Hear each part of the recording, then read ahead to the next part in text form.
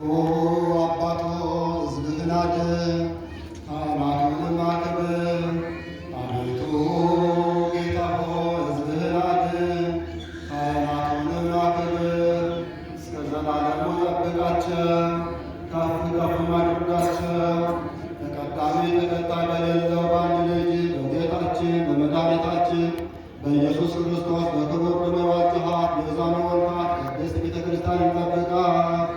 ለነገሥታትና ለመኳንንት ለንጹሕ አካልና ቅዱስ ለሆነ ሕዝብ ማደሪያ ትሆን ዘንድ በዚህች ቅድስት ቤተ ክርስቲያን ተሰብስባችሁ የጸለያችሁ ያመሰገናችሁ ቅዱስ ሥጋውን የበላችሁ ክቡር ደሙንም የጠጣችሁ በማወቅ ወይም ባለማወቅ የሠራችሁትን ኃጢአታችሁን ሁሉ ይቅር ይበላችሁ።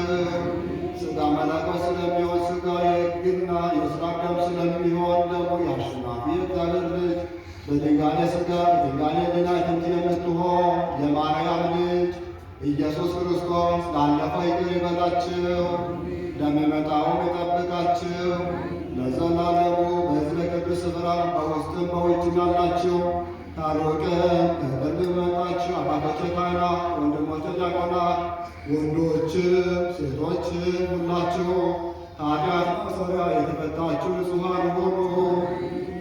ሁላችንንም ለመንግሥተ ሰማያት ይበቃን የተዘጋጀን ዘንድ 12 ጊዜ እግዚኦ መሐረነ ክርስቶስ